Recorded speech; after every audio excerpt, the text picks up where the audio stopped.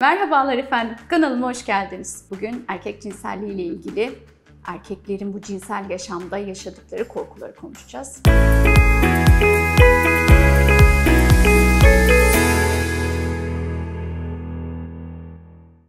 Erkeklerin cinsel yaşamda temelde 3 korkusu var. En çok korktukları şey birincisi sertleştirememe korkusu, ikincisi vajinaya giremeden sertleşmeyi kaybetme korkusu, üçüncüsü de erken boşalma korkusu.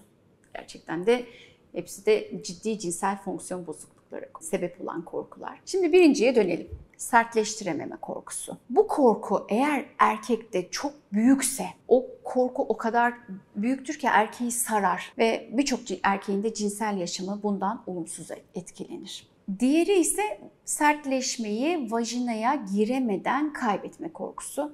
Bu da pek çok erkeğin cinsel hayatını ne yazık ki olumsuz etkiliyor. Pek çok erkek bundan dolayı da cinsel fonksiyon bozukluğu sorunlarıyla yüz yüze geliyor. Sertleşmeyi elde etmiş bir erkek vajinaya girene kadar bu sertleşmeyi koruması gerektiği inancına sahiptir. Ve bu inanç o kadar yüksek düzeydedir ki bu korkuya sahip olan erkekler bir an önce vajinaya girmek isterler. Bu konuda aceleci davranırlar, sabırsız davranırlar ve ön sevişmeye gereken önemi vermezler. İşte bu sabırsız ve aceleci tavırları da partnerlerinde, kadında duygusal sorunlara neden olur, orgazm sorunlarına neden olur. Hem onda hem onda ikisi birden soruna gider ve işte o korkuları yenmek lazım. Bu ilk iki korkuyu aşan erkekler, diyelim ki işte bu ikisini sertleştirdik, vajinaya da girdik. Bir de bunu vajinaya girdikten sonra üçüncü korku başlar. Vajina içinde sertliğini kaybetme ya da erken boşalma korkusu. Aslında bu anlattığım şeylere bakacak olursak cinsel yaşam erkekler için de aslında çok da kolay değil. Zira penise aslında erkek hükmedemez. Bilinçaltı hükmeder. Çünkü penisin aklı yok, fikri var. Sertleşme problemlerinde işte bu üç durum söz konusu. Erkek partnerine istek duyar, cinsel isteği iyidir, sevişmeye başlar. Bu sırada penisine kan dolar, penisinde gerekli sertleşmenin olmasını hissedecekken korku yüzünden sertleşmeye dönüşemez. Ya da erkek bu işte penise kan dolar, gerekli sertleşmeyi elde eder ancak vajinaya girmeden hemen önce bunu kaybeder. Bir grup erkekte de vajinaya girebilecek kadar bir ön sevişme evresinde gerekli sertleşmeyi elde eder, o sertleşmeyi korur ama vajinaya girdikten hemen sonra sertliğini kaybeder. Erkekler için büyük bir dram gerçekten bu korkuya sahip erkekler için. Aslında bunları böyle sertleşme sorunu gibi görsek de primer sertleşme sorunu değildir. Yani bir böyle buna hemen işte sertleşme sorunu, iktidarsızlık falan olarak bakmamak lazım. Diyelim ki eşiyle sevişiyor. İç çamaşırının içinde sertleşmesini elde ediyor. Penis erekte.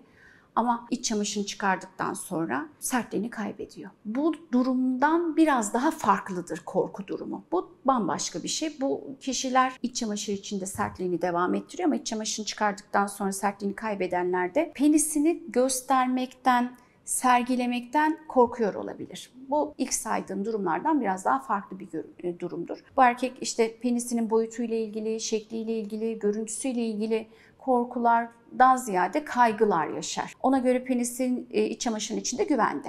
Ama çıkardığında penisine zarar gelebilir.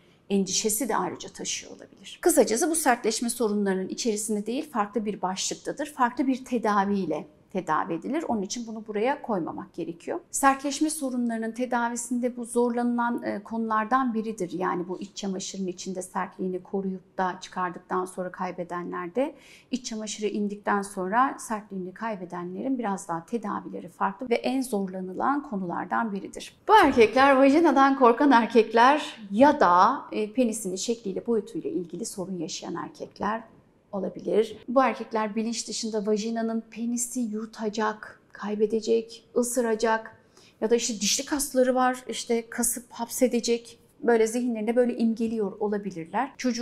Çocukluklarının ilk gelişim evrelerinde sağlıklı bir ailede büyüyemeyen, anne baba ilişkileri çok sağlıklı olmayan, çatışmalı bir ortamda büyüyen, babalarının şiddet uyguladığı, çocukların anneye bağımlı olduğu, baba tehdidinden korkan erkek çocukları işte babalarından almaları gereken o eril gücü alamıyorlar. Babalarıyla yakınlık kuramıyorlar. Babayla özdeşim sorunları yaşıyorlar. Şimdi bu sorunlara sahip erkeklerde de pek çok işte bu cinsel işlev sorunları, bu bahsettiğim sorunlar ortaya çıkabiliyor. En başında geleni de sertleşme sorunu. Erkeğin eril enerjisini özgürce yaşamasının ilk koşulu babasıyla sağlıklı ilişkisi ve onunla sağlıklı bir özdeşim kurması. Sürekli annesinin yanında olan, annenin işte eteğinin altında tuttuğu dediğimiz bir tabir vardır ya, annenin baskı uyguladığı, hatta yuttuğu diyebiliriz, özgürlüğüne izin vermediği, babanın her yaptığını cezalandırdığı, işte bu erkek çocukları ileride yetişkin yaşamlarında, cinsel yaşamlarında kendilerine yeterince güvenemezler ve performans anksiyetesi dediğimiz o başaramama korkusunu yaşarlar. Ya da bazen şöyle olabiliyor. Anne babası tarafından terk edilebiliyorlar, aşağılanabiliyorlar, küçümsenebiliyorlar, sürekli başkalarıyla kıyaslanabiliyorlar.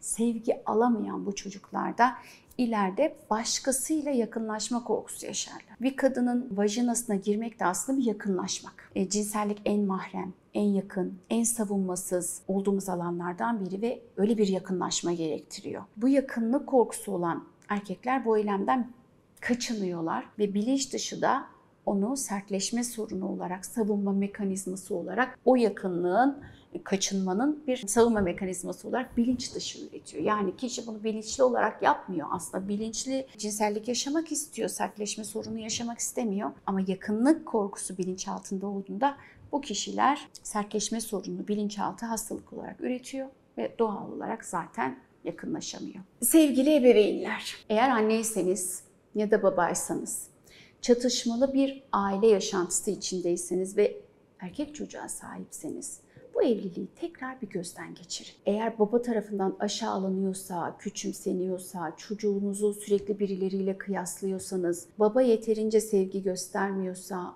ya da anne yeterince sevgi göstermiyorsa bu çocuk yakınlaşma korkusu yaşayabilir. Yani acaba böyle çatışmalı bir evlilikte mi kalmak doğru olan?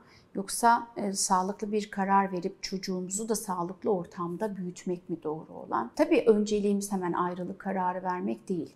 Bir evlilik terapisti, bir çift terapisine gidip kendi yaşantımızı onardığımızda çocuğumuzun gelecek yaşantısını da otomatik olarak onarmış oluyoruz. Kısacası eğer anne ve babaysanız, çocuklarınız da varsa sizin sorunlarınız çocuklarınızın gelecekteki hem özel hayatlarını, hem cinsel yaşantılarını, hem sınav başarılarını, hem mesleki başarılarını kesinlikle etkiliyor. Buna dikkat edelim. Sevgili kadınlar, sevgili erkekler.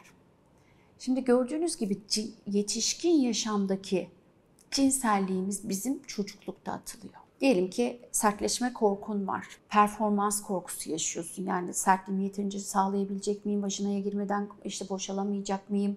Sertliğimi tutmak zorundayım. Mutlaka onu tutmak zorundayım gibi korkuların varsa o çocukluk dönemindeki yaşantıda geçirdiğin kültürler, yanlış cinsel inançlar, mitler şu andaki sorunu yaşıyor olmana neden olabilir. Ve bu sorunu aşmanın yolu da bu korkuyu aşmaktan geçiyor. Bu korkuyu aşmanın birinci koşulu yeterli cinsel deneyim, yeterli cinsel eğitim ve gerçekten de gerekirse psikologlara, cinsel terapistlere gitmekten geçiyor. Eğer sen işte bende sorun yok diye bakıyorsan olaya, bu sorun derinleşecek demektir. Arada bir olan bu sorun tamamen bütün cinsel hayatında olacak demektir. Ondan dolayı da içinizi açmaktan korkmayın, çekinmeyin. Özel ve mahrem yaşantınızı paylaşacağınız kişiler de cinsel terapistler olmalı. Kanıta dayalı tıp ve cinsel terapistler size bu konuda yardımcı olacaktır. Yeter ki bu sorununuzun farkında olun. Bu sorununuz için çözüm arayışında olun. Emin olun bu alanda size yardımcı olacak Türkiye'nin dört bir yanında CİSET sertifikalı terapistler ve cinsel tıp uzmanları tedaviyle, terapiyle yanınızda olacak ve sorununuzu çözecektir. Korkuyla yaşamayın, özgürce yaşayın diyorum ve bir videonun daha sonuna geldik. Bir sonraki videoda tekrar görüşmek dileğiyle. Kanalıma abone olmayı, bildirimlerden haberdar olmak için zil ikonuna tıklamayı unutmayın efendim. Görüşmek dileğiyle.